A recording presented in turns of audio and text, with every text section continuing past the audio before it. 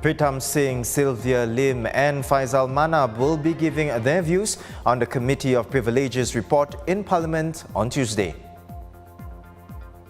An inspiration to all of us, Yip Pin Siu receives the inaugural President's Award for Inspiring Achievement.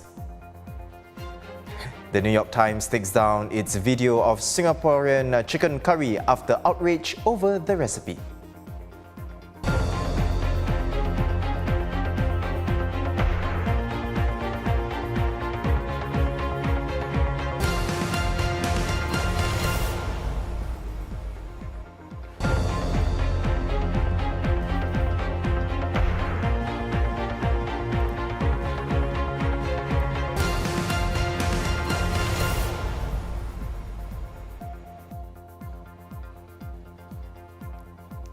Good evening, you're watching The Big Story with me, Hairianto Diman. Subscribe to the Straits Times channel so you will not miss a single episode. The Workers' Party's top leaders will be expressing their views on Parliament's Committee of Privileges report when the House debates the report next Tuesday. In a statement released today, the WP notes the recommendations by the committee to fine Ms. Raeesah Khan and to refer WP leaders Mr. Pritam Singh and Mr. Faisal Manap to the Public Prosecutor for possible criminal charges with grave concern. It says the last time criminal charges were brought against an elected opposition MP relating to their political work was in the 1980s. It adds that Mr. Singh and Mr. Faisal will also cooperate with the Public Prosecutor and defend themselves in court in the event that charges are brought against them. The committee's report released yesterday was the culmination of the committee's probe into lies told by Ms. Khan in Parliament in August and October last year. And the recommended penalty for her, $25,000 for the lie and $10,000 for repeating it. The committee also proposed for Mr. Singh to be referred to the Public Prosecutor for further investigations, with a view to consider criminal proceedings against him. It said it was satisfied that Mr. Singh was untruthful in giving evidence under oath, and that this may amount to perjury, a serious criminal offence. And for Mr. Faisal, the committee deemed him to have played a subsidiary role. It called for Mr. Faisal to be referred to the Public Prosecutor for further investigations due to his flagrant refusal to answer relevant questions put forth by the committee. The Straits Times' opinion editor Grace Ho has written a commentary headlined COP's final report on Raeesah Khan is not the final chapter to a long-running saga, and she joins me now to share more. Help us understand, Grace. The Privileges Committee was set up to look into a complaint against Ms. Khan, who had admitted to lying in Parliament. Now, after multiple hearings, special reports and video recordings, the final report yesterday calls for actions to be taken not only against Ms. Khan, but also WP's leaders, Pritam Singh and Faisal Manap. How did it come to this? That's a good question. Last November, most of us thought that once Ms. Khan admitted to lying and she resigned, it was case closed. And it would have been the case had it not been for the Committee of Privileges hearings, where Ms. Khan said she was directed by senior WP leaders to continue with her lie.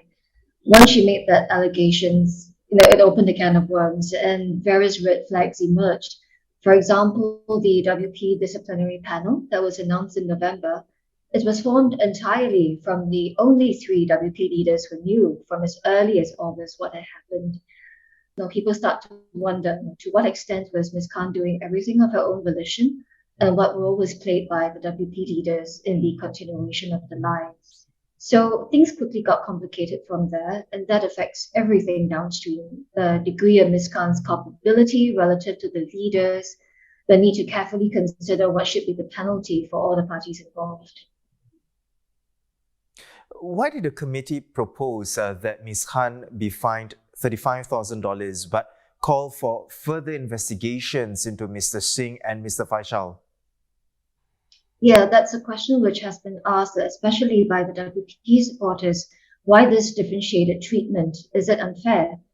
But this isn't just a matter of someone arbitrarily deciding who gets more punishment than the other.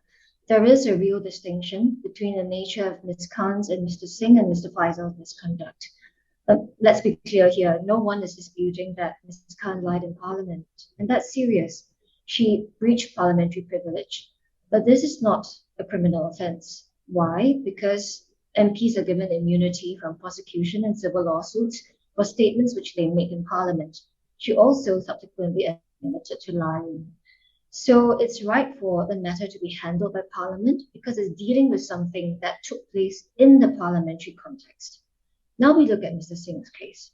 The court report found Mr. Singh to have played a key and leading role in advising Ms. Khan not to come clean in Parliament, and also called him the operating brain for her repeating the lie in Parliament on October the 4th. It also holds the view that Mr. Singh lied on affirmation, which basically means lying under oath, and this may amount to perjury, which is a serious criminal offence. So it goes beyond just breaching privilege. And under the Parliament Privileges, Immunities and Powers Act, I mean, that's where we get a little bit technical here. Parliament can refer a matter to the Public Prosecutor when an MP has committed 18 specific offences listed in Section 31, one of which is willfully making a false answer to a question, which a parliamentary privilege is not included in this list. In the case of Mr. Faisal, his repeated refusal to answer relevant questions could amount to an offence and be considered to be contempt of Parliament. So under Section 31 of the Act, it's an offence to refuse to answer any lawful or relevant question put by Parliament or any committee. So he's also being recommended to be referred to the Public Prosecutor. Overall, what we're looking at here is this. The COP has essentially recommended penalties which it deems proportionate to the role played by each of the parties, and it has recommended them under the relevant sections of the law. In terms of next steps, the committee's report will be debated in Parliament next week and MPs will vote on it. So it's either Parliament deals with the matter or, like what the committee recommends and like what you mentioned earlier as well, refers it to the Public Prosecutor. Grace, what are the different outcomes from these two routes? So when we talk about outcomes, we also need to talk about process, right? So we start with the understanding that the COP can make recommendations, but it's Parliament itself that has the power to impose sanctions. It can also convene the COP again to look at the WP leaders' conduct, similar to the process that Ms. Khan went through.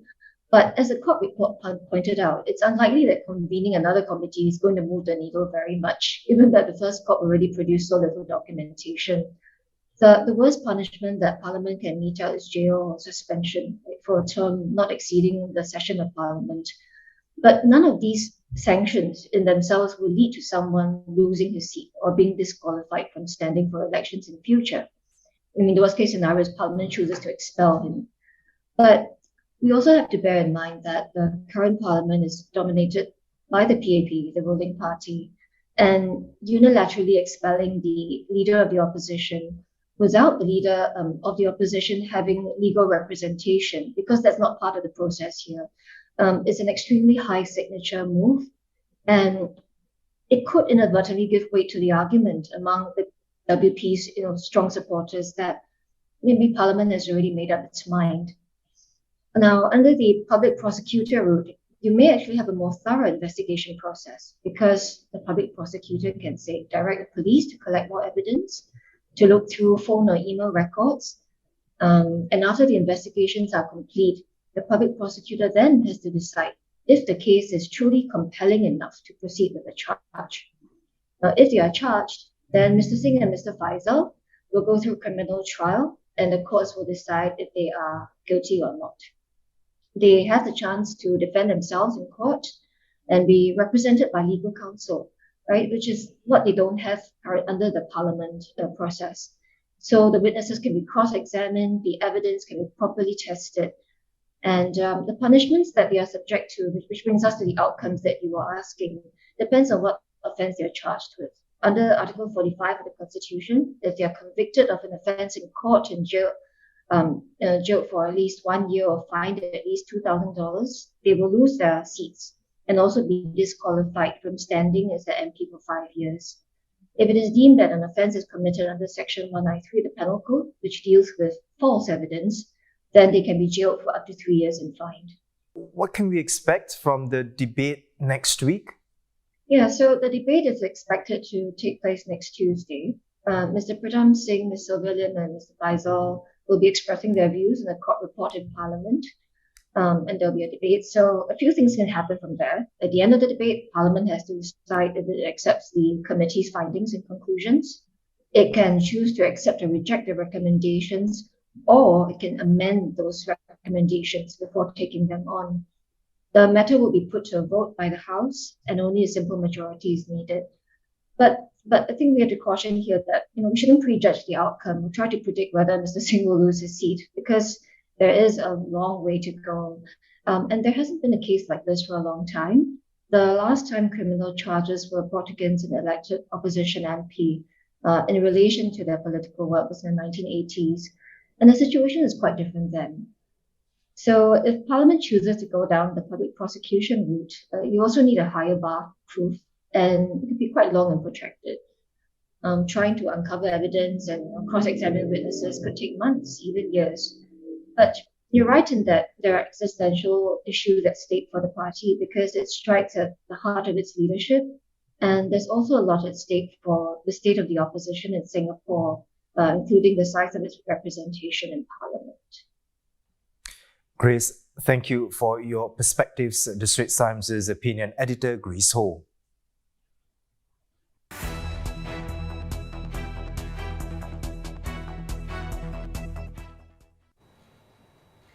In other local news, 10 women believed to be hostesses at a nightlife establishment have been arrested following a police operation at a bistro in Sim Lim Square. One of them tested positive for COVID-19 using an antigen rapid test. The outlet is suspected to have been operating as a KTV lounge. Defence Minister Ng Eng Hen announcing on social media today that the Singapore Army is deploying about 100 soldiers to help the Health Ministry deal with the surge of Omicron cases. The soldiers will work alongside the National Call Centre to provide guidance, answer queries and reassure patients. And speaking of soldiers, Brigadier General David Neo will be the new Chief of Army from March 10th. Currently the Deputy Secretary for Technology at the Defence Ministry, he will take over from Major General Goh Se Ho, who has served as Chief since 2018. Paralympic champion Yip Pin Siew receiving the inaugural President's Award for Inspiring Achievement at the Astana today. President Halimah Yacob saying she hopes that Pin Siew's story and successes will serve as an inspiration to Singaporeans from all walks of life. Pin Siew retained her backstroke titles at the Tokyo Paralympics, taking her tally of medals to 6, 5 golds and 1 silver.